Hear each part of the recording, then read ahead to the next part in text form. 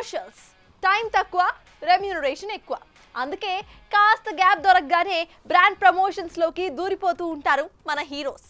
అయితే ఆ డీల్స్ ఏవి నన్ను టెంప్ట్ చేయలేవు అంటున్నాడు మన డార్లింగ్ ప్రభాస్. ఇంతకీ మన బాహుబలిని టెంప్ట్ చేస్తున్న ఆ డీల్ సంగతులేంటో మనము లుక్కేసిద్దామా?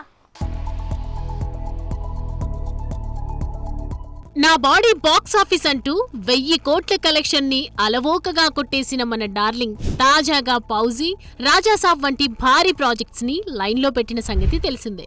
ఇక వీటికి తోడు స్పిరిట్, సలార్ 2, కల్కి 2 ఉండనే ఉన్నాయి.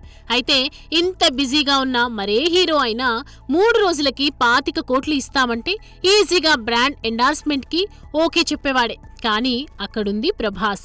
కమర్షియల్స్ కన్నా నాకు సినిమాలే ముఖ్యమంటూ వచ్చిన క్రేజీ డీల్ ని సైలెంట్ గా సైడ్ చేశాడట. ఏదేమైనా పిలిచి 25 కోట్లు ఇస్తామంటే వద్దు పో అన్నాడంటే మన బాహుబలి గుండె చాలా గట్టిదే. ఇక ప్రస్తుతం ఫౌజీ, రాజాసాబ్ అంటూ షటిల్ చేస్తున్న డార్లింగ్ ఇవి కాగానే స్పిరిట్ లోకి దిగనున్నాడట. ఇప్పటికే ప్రీ ప్రొడక్షన్స్ అంతా ఫిక్స్ చేసేస్తున్న సందీప్ సరిగ్గా డేట్స్ ఇస్తే 9 నెలల్లో సినిమా కంప్లీట్ చేస్తానని ఇదివరకే ప్రకటించాడు కూడా. ఇక లేటెస్ట్ గా యానిమల్ తో సత్తా చాటిన సందీప్ ప్రభాస్ ని పోలీస్ ఆఫీసర్ పాత్రలో ఎలా చూపిస్తాడా అని ఆసక్తిగా వెయిట్ చేస్తున్నారు మూవీ లవర్స్. చూడాలి మరి కల్కి సినిమాతో 1000 కోట్లని తన ఖాతాలో వేసుకున్న డార్లింగ్ స్పిరిట్ తో ఇంకెన్ని రికార్డులు క్రియేట్ చేస్తాడో. For more videos like this, subscribe Big TV channel.